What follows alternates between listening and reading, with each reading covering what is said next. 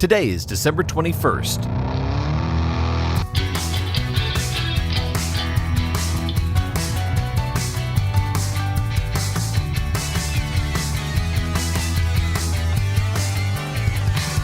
It's the 356th day of the year, and this is the On This Day podcast. And today, listener discretion is advised.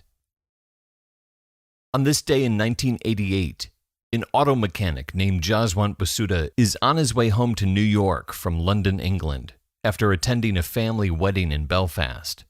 Basuda arrives at Heathrow Airport early, expecting a mob scene with the Christmas travel rush. He's met by relatives who live nearby, and they all adjourn to an airport bar for drinks for Basuda's send-off. One drink leads to two drinks, to a few drinks, and before he knows it, it's 6 o'clock, a mere 4 minutes before his flight is scheduled to take off. He races through the airport, desperately trying to make it to his gate in time, but when he arrives, the gate is closed. Voices are raised. Basuda has to get on that plane. He's starting a new job the next day and must get back to New York this night. But it's too late. Jaswant Basuda misses his flight by minutes. He watches as Pan Am Flight 103 pushes back from the gate without him. Less than an hour later, the Boeing 747 explodes in the air over Scotland, killing all on board and 11 people on the ground. On this day, in 1988. Pan Am Flight 103 originates in Frankfurt, Germany, with a layover in London. From London, the plane is scheduled to cross the ocean to New York City, and then ultimately arrive at its final destination, Detroit, Michigan. But on this day in 1988, Flight 103 makes it just a dozen miles across the border into Scotland, before a bomb rips the plane apart just before 7 p.m., tearing a 2-foot hole through the fuselage just behind the front landing gear.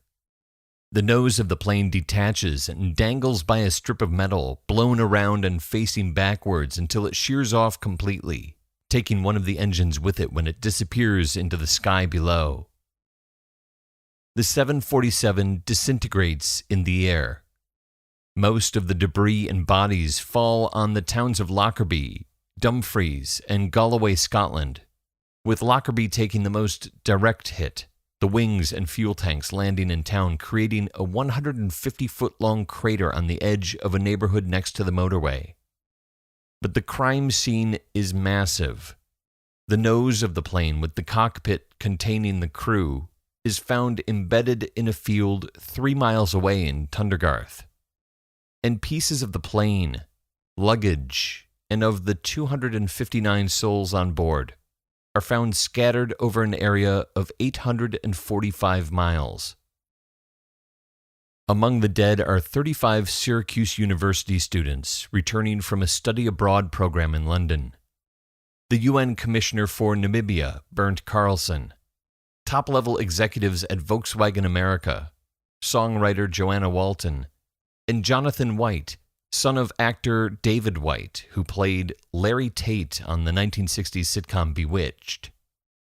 Also on board are 4 U.S. government officials who have traveled together on this day from Cyprus, the CIA deputy station chief in Beirut, an army officer with DIA stationed in Beirut, a diplomatic security service officer stationed at the U.S. Embassy in Beirut, and another DSS officer from the U.S. Embassy in Cyprus. All 259 people on board Flight 103 are killed, 243 passengers and 16 crew.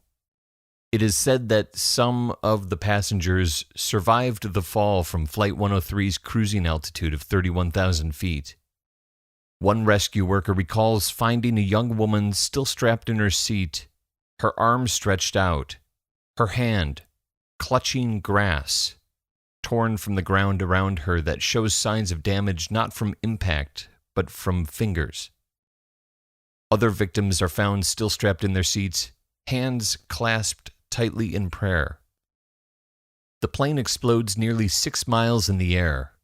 There's very little oxygen to breathe at that altitude, so if you survive the explosion, you black out once you're ejected from the plane. But within half a minute of falling, you reach an altitude where the air is breathable. and it's possible that you regain consciousness. On the ground in Lockerbie, the 747's wings and fuel tanks containing 200,000 pounds of jet fuel plummet into the ground at 500 miles an hour, creating a gigantic crater and a massive fireball that consumes several houses on the quiet side street of Sherwood Crescent. 11 people are vaporized in an instant, 3 families and 2 elderly widows.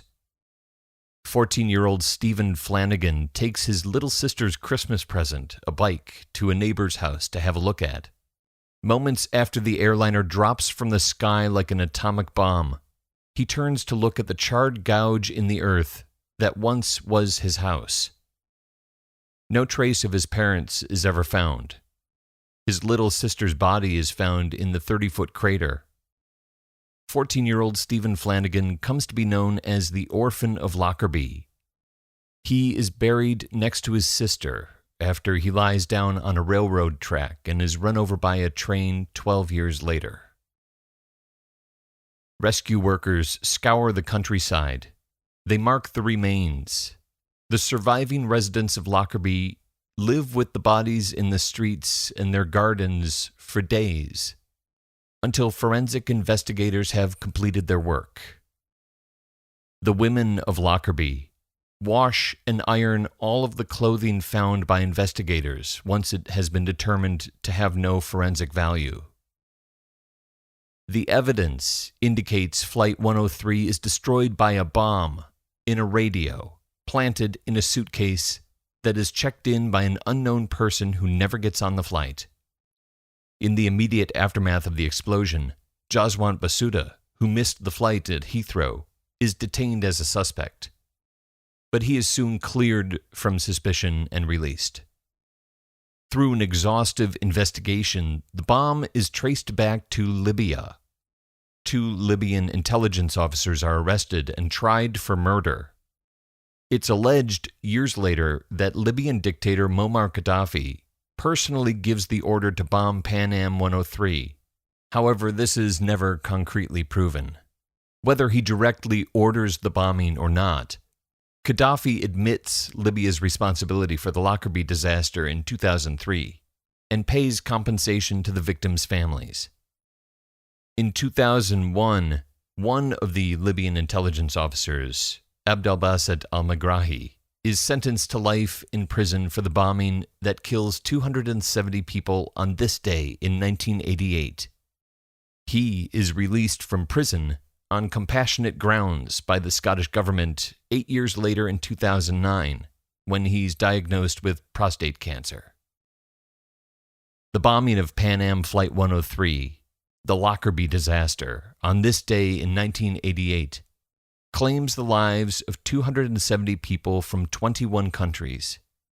According to the Scotsman, Scotland's national newspaper, quote, 400 parents lost a child, 46 parents lost their only child, 65 women were widowed, 11 men lost their wives, 140 lost a parent, and 7 lost both parents.